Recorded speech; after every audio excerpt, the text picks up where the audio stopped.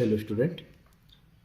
Revision की series में आज हम रिवाइज करेंगे चैप्टर नंबर 6 समष्टि अर्थशास्त्र के। चैप्टर का नाम है खुली अर्थव्यवस्था और समष्टि अर्थशास्त्र।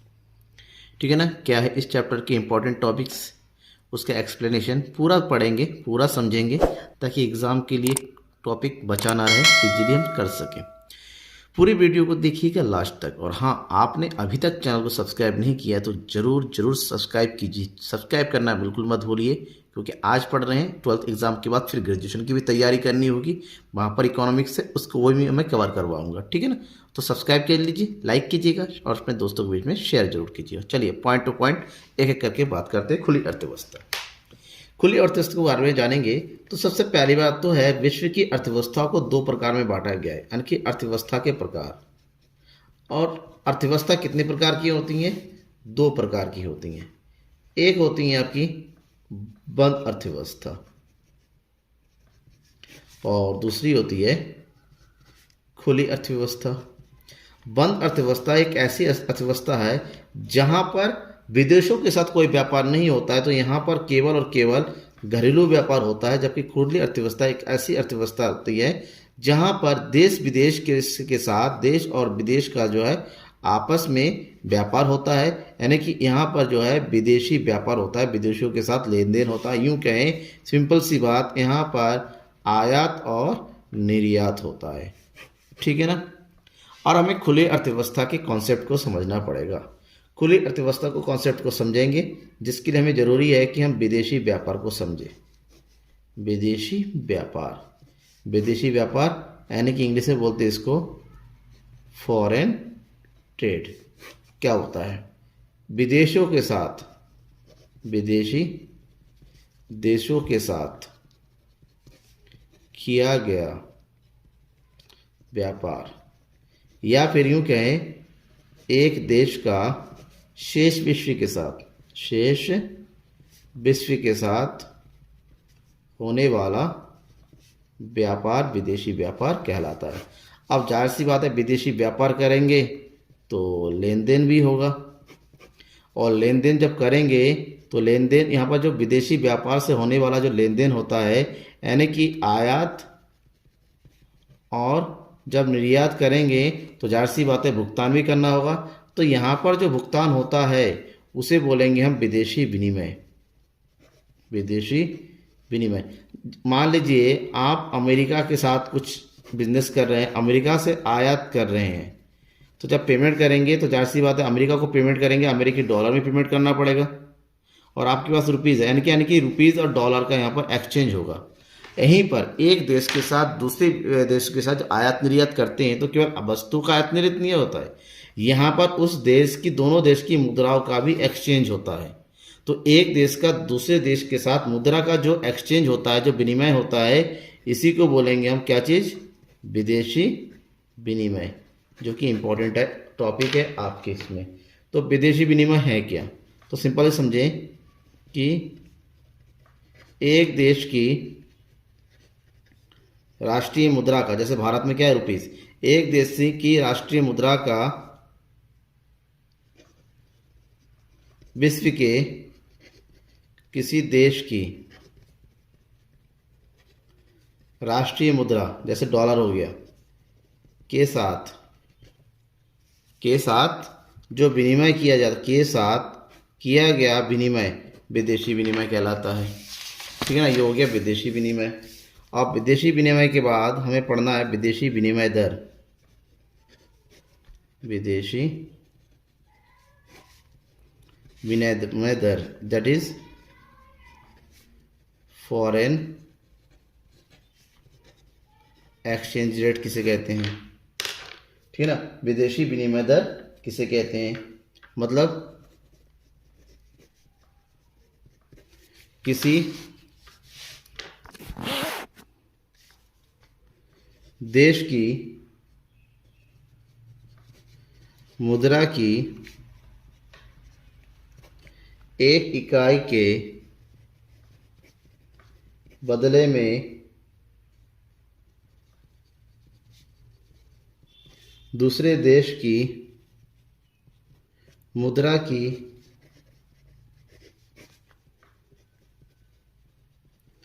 कितनी इकाइयाँ मिल सकती है, इस दर को क्या बोल देंगे? विदेशी फॉरेन एक्सचेंज रेट, विदेशी विनिमय दर कहते हैं। फॉर एग्जांपल हम बात करें, मान लीजिए कि अमेरिका के $1 के बदले में भारत का जो है 75 रुपया होता है। अमेरिका के $1 में भारत का $1 होता है, तो विदेशी विनिमय दर क्या होगा? अब विदेशी विनिमय दर दो प्रकार से बोला जाता है। पहला होता है देशी मुद्रा के आधार पर। देशी मुद्रा के आधार पर अगर हम घरेलू मुद्रा को देखें तो यहाँ पर $1 के बदले में हमें 75 रुपये का भुगतान करना पड़ता है, तो ये तो एक हो विदेशी विनिमय दर। वहीं पर अगर हम विदेशी मुद्रा को देखें, विदेशी मुद्रा के आधार पर, अगर विदेशी मुद्रा के आधार पर हम ये देखें कि विदेशी मुद्रा के आधार पर $1 के बदले में वो कितना डॉलर पे करेंगे, 1/75, जो कि कुछ पॉइंट में आएगा। इसी को बोलेंगे हम विनिमय दर। ये हो गई विनिमय दर। अब विनिमय दर दो प्रकार की हो सकती हैं। विनिमय दर के प्रकार, एक है अनुकूल विनिमय दर और दूसरा है प्रतिकूल विनिमय दर। ठीक है, मान लीजिए विनिमय दर जो है, संतुलित विनिमय दर है $1 बराबर 70 रुपये। ये विनिमय दर संतुलित है। अब अनुकूल विनिमय दर, प्रतिकूल विनिमय दर समझिए। $1 बराबर 70 रुपये है, ठीक है। अगर $1 बराबर 70 रुपये है, तो वहीं पर अगर हमें अब $1 के बदले में 65 रुपये का भुगतान करना पड़ता है, तो ये तो हो गया अनुकूल विनिमय दर। लेकिन वहीं पर अगर $1 के बदले में हमें 75 रुपये का पेमेंट करना पड़ता है, तो ये हो गया प्रतिकूल विनिमय दर। ये किस आधार पर हुआ? ये देश की मुद्रा के आधार पर हुआ। अगर हम वहीं पर विदेशी मुद्रा के अगर आधार पर देखें, अगर हम यूँ कहें विदेशी मुद्रा के आधार पर अब हमें 70 रुपये के बदले में $1 प्राप्त होता है, ठीक है ना। अगर वहीं पर अगर हमें अनुकूल मुद्रा मतलब अब 70 रुपये के बदले में अगर $1.5 प्राप्त होगा, तो ये होगा अनुकूल। और वहीं पर अगर $70 के बदले में हमारा $0.80 प्राप्त हो, तो वो होता है प्रतिकूल विनिमय दर। यानी कि विनिमय दर का अनुकूल और प्रतिकूल होना संतुलित विनिमय दर के आधार पर निर्भर करता है। अगला है विनिमय दर के प्रकार। विनिमय दर, विनिमय दर को अगर बांटा जाए दो प्रकार से और बांटा जा सकता है। एक है आपका स्थिर विनिमय दर और दूसरा है लोचपूर्ण या परिवर्तनशील विनिमय दर। स्थिर विनिमय दर और लोचपूर्ण विनिमय दर। अब स्थिर विनिमय दर एक ऐसा दर होता है जिस विनिमय दर में परिवर्तन नहीं होता है, विनिमय में परिवर्तन नहीं होता है। और इसका निर्धारण कौन करता है? सरकार के द्वारा होता है, सरकार द्वारा निर्धारित होता है। यानी कि सरकार देश के लिए निर्धारित करती है, इसको स्थिर विनिमय दर कहते हैं।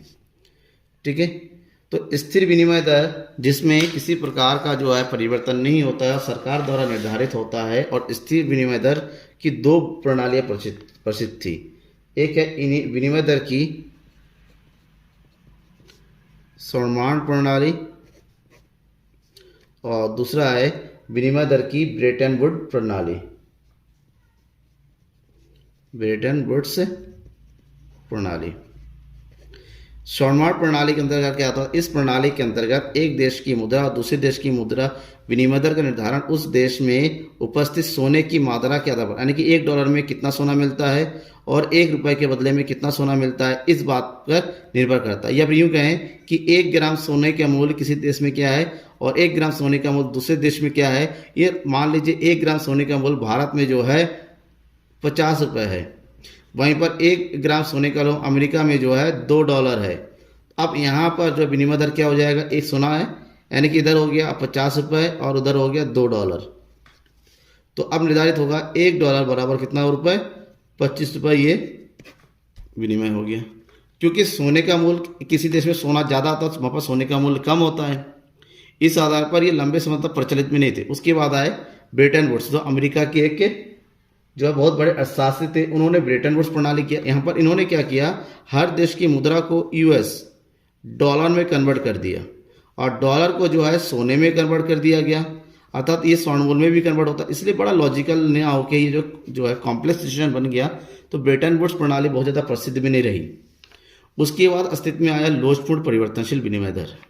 लोचपूर्ण या परिवर्तनशील यानी कि एक ऐसा विनिमय दर जो कि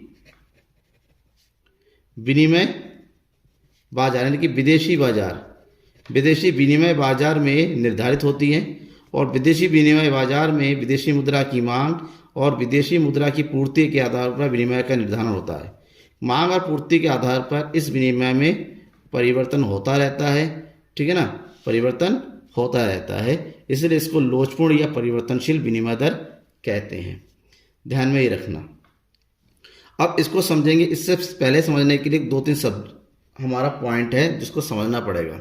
इसके बाद हम ये समझते हैं कि लोचपूर्ण विनिमय दर का निर्धारण कैसे होता है, यानी कि लोचपूर्ण विनिमय दर का निर्धारण। लोचपूर्ण विनिमय दर का निर्धारण ओपन मार्केट में होता है, यानी कि खुले बाजार में होता है, जिसको हम बोलते हैं विदेशी विनिमय बाजार। और विदेशी विनिमय बाजार में 2 पक्ष होता है, एक है विदेशी विनिमय की मांग और दूसरा है विदेशी विनिमय की पूर्ति। विदेशी विनिमय मांग वो करता है जो आयात करता है और विदेशी विनिमय की पूर्ति वो करता है जो निर्यात करता है, ठीक है ना। अब इन दोनों के आधार जिस बिंदु पर किसी देश के जो है किसी वस्तु की मुद्रा की मांग और पूर्ति आपस में बराबर होती है, उस बिंदु पर जो है विदेशी विनिमय दर का निर्धारण हो जाता है। कैसे, समझिए। ये मान लीजिए विदेशी विनिमय बाजार है। अब इस बाजार में ये हो गया विदेशी विनिमय की मांग और ये हो गया विदेशी विनिमय की पूर्ति। अब दोनों जो है इस बिंदु पर बराबर हो रहा है, दैट इज ई। तो जिस बिंदु पर ये बराबर होते हैं उस बिंदु के सामने ये जो हो गया विदेशी विनिमय का संतुलन स्तर और ओपीजी हो जाएगा, विदेशी विनिमय दर निर्धारित हो जाता है और ये विदेशी विनिमय की क्या हो जाएगी, मात्रा हो जाएगी। तो जिस प्रकार से वस्तु की कीमत का निर्धारण होता है, ठीक उसी प्रकार से विदेशी विनिमय बाजार में विनिमय दर का निर्धारण होता है, ठीक है ना। अब इसके बाद हमें पढ़ना है विदेशी विनिमय बाजार के बारे में। विदेशी विनिमय बाजार क्या है? विदेशी विनिमय बाजार वह बाजार है जहां विश्व के देशों की राष्ट्रीय मुद्राओं का क्या होता है, विनिमय होता है। यानी कि एक देश की राष्ट्रीय मुद्रा का दूसरे देश की राष्ट्रीय मुद्रा के साथ विनिमय होता है, ऐसे बाजार को विदेशी विनिमय बाजार कहते हैं, ठीक है ना। तो विदेशी विनिमय बाजार आपने समझ। अब पढ़ते हैं विदेशी विनिमय बाजार के कौन कौन से प्रमुख कार्य हैं। विदेशी विनिमय बाजार के 3 प्रमुख कार्य। सबसे पहला हस्तांतरण कार्य करना होता है। हस्तांतरण कार्य का मतलब होता है आयातक देश और निर्यातक देश के बीच में विदेशी विनिमय का लेन देन करना, यानी कि विदेशी विनिमय को एक देश से दूसरे देश तक पहुंचाने का काम इस बाजार के द्वारा किया जाता है। दूसरा साख या ऋण संबंधी कार्य। किसी देश को अगर विदेशी विनिमय की जरूरत पड़ती है, उधार की आवश्यकता पड़ती है, ऋण की आवश्यकता पड़ती है, उस देश को जो है ऋण को उपलब्ध कराने का कार्य भी विदेशी विनिमय बाजार का होता है। और तीसरा होता है जोखिम संबंधी कार्य। विदेशी विनिमय बाजार जो है विदेशी विनिमय से संबंधित जो जोखिम होता है, भविष्य से संबंधित जोखिम, भुगतान से संबंधित जोखिम, उन जोखिम को वहन करने का और उस जोखिम को कम करने का कार्य भी करती हैं। ठीक है ना। अब बात ये करें विदेशी विनिमय बाजार काम कैसे करती है। विदेशी विनिमय बाजार दो प्रकार से काम करती है। विदेशी विनिमय बाजार के प्रकार को देखिए, दो प्रकार के बाजार यहाँ पर काम होते हैं। एक होता है हाजिर, जिसको हम चालू बाजार भी कहते हैं, हाजिर बाजार, इंग्लिश में बोलते हैं स्पॉट मार्केट। और दूसरा होता है वायदा बाजार, जिसको इंग्लिश में बोलते हैं फॉरवर्ड मार्केट। दोनों के बारे में पढ़िए। हाजिर बाजार एक ऐसा बाजार होता है जहां पर लेन देन दैनिक आधार पर होता है, यानी कि डेली के आधार। यहाँ पर एक हाथ से लेना होता है, दूसरे दाना यानी कि यहाँ पर हर चीज़ का तुरंत भुगतान कर दिया जाता है। ठीक है ना। ऐसे बाजार को हाजिर बाजार कहा जाता है। यहाँ पर कोई भी सौदे भविष्य से संबंधित नहीं होते हैं, जबकि वायदा बाजार ऐसा बाजार होता है जहाँ पर भविष्य से संबंधित सौदे होते हैं। इसका मतलब ये हुआ कि यहाँ पर अगर सौदे आज होते हैं तो भविष्य में किसी दिन उसका निपटारा होता है और उस तिथि को जो निश्चित दर तय होती है उसी दर के आधार पर भुगतान होता है। ऐसे बाजार को वायदा बाजार कहा जाता है। ठीक है ना। ये बाजार, इस बाजार में केवल और केवल भविष्य से संबंधित सौदे होते हैं, जहाँ पर इस बाजार में केवल वर्तमान संबंधित सौदे होते हैं। यहाँ पर किसी प्रकार के भविष्य के संबंधित लेन देन नहीं किया जाता है। ठीक है। इसके बाद विदेशी विनिमय बाजार का वर्तमान में आधुनिक समय में एक नया रूप प्रचलन में आ रहा है, जिसको बोलते हैं प्रबंधित तरलशीलता। इंग्लिश में बोलते हैं इसको मैनेज्ड फ्लोटिंग।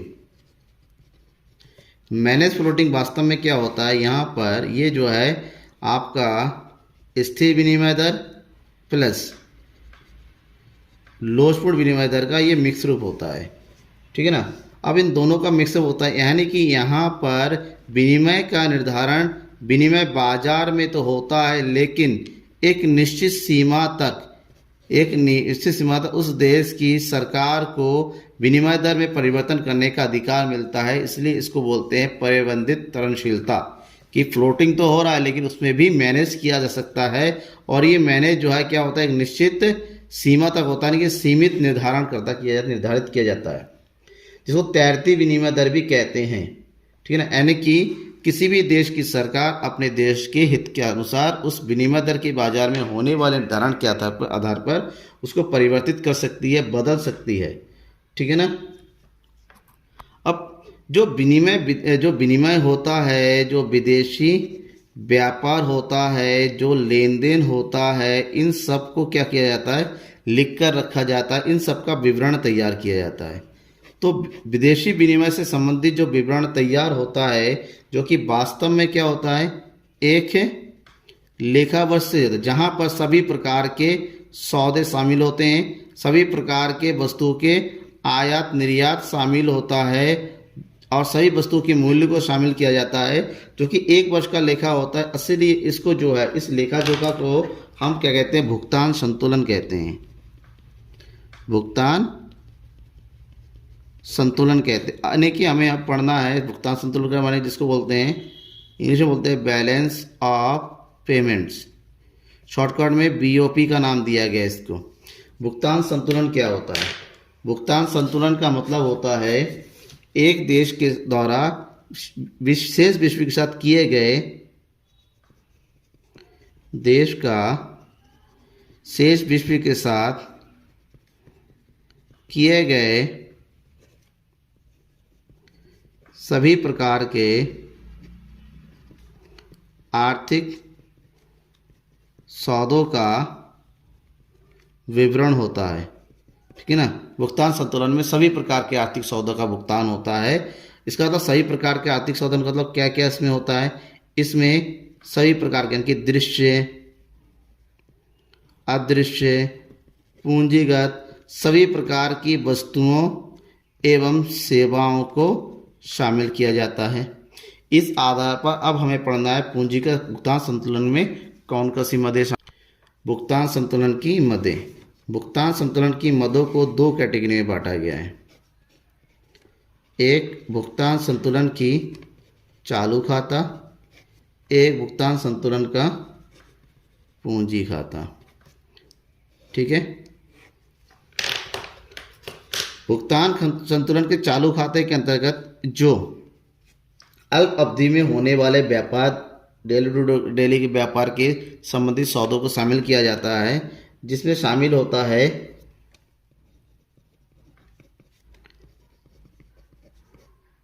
दृश्य वस्तुओं का आयात एवं निर्यात। और यहाँ पर दृश्य वस्तुओं का आयात और निर्यात संबंधी जो लेखा जोखा होता है उसे जो है व्यापार शेष भी कहते हैं। व्यापार शेष भी कहते हैं, जो कि नेगेटिव भी हो सकता है, माइनस में भी आ सकता है। माइनस में तब होता है जब दृश्य वस्तु का आयात ज़्यादा हो जाता है और निर्यात कम होता है। उस स्थिति को हम जो है व्यापार शेष का जो है नेगेटिव बैलेंस बोला जाता है। अब बात आती है ये दृश्य वस्तुएं कैसे होती हैं। दृश्य वस्तुएं क्या है? दृश्य वस्तुएं ऐसी वस्तुएं होती हैं जिनका भौतिक अस्तित्व होता है, यानी कि ऐसी वस्तुएं जो किसी न किसी पदार्थ की बनी होती हैं, ऐसी वस्तुओं को दृश्य वस्तु कहते हैं। जैसे मशीन हो गए, कपड़े हो गए, खाने पीने की चीज़ें हो गई आदि, ये सब चीज़ें दृश्य वस्तु में आती हैं। चालू खाते में दूसरा जो आइटम आता है वो है अदृश्य वस्तुएं। अदृश्य वस्तुओं का आयात निर्यात। अदृश्य वस्तु में वे सभी चीज़ें आती हैं जो सेवाओं से संबंधित, जितनी भी सेवाएं हैं वो अदृश्य वस्तुओं में शामिल होती हैं। जैसे तकनीक सेवाएं, जैसे जहाजरानी सेवाएं, जैसे शिक्षा, जैसे संचार आदि, ये सब जो है अदृश्य वस्तुओं में होती हैं। और तीसरी जो मदें होती हैं इसमें वो होता है एक पक्षीय अंतरण। एक पक्षीय अंतरण। अब एक पक्षीय अंतरण में जितने भी दान होते हैं, देश को क्या विदेशी से दान मिलता है, उपहार की प्राप्ति होती, इन सब का विवरण जो है एक पक्षीय अंतरण के अंतर्गत लिखा जाता है। दूसरी तरफ आते पूंजी खाता।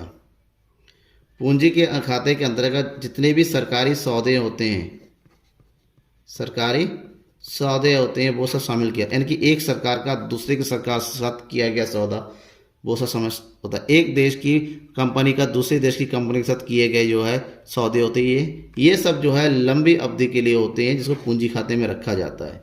दूसरा गैर सरकारी, यानी कि निजी कंपनियों के सौदे।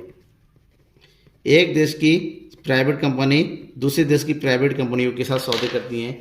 जैसे जो इंडिया की रिलायंस इंडस्ट्री है वो जो अमेरिका की कंपनी के साथ सौदे करती हैं, ठीक है ना। इनके बीच में जैसे भारत में मारुति और जापान की सुजुकी कंपनी के साथ जो सौदा हुआ है लॉन्ग टर्म, हीरो का होंडा के साथ सौदा हुआ है, ये सब जो है जो सौदे होते हैं इसको हम जो है पूंजीगत खाते के अंतर्गत लिखा जाता है।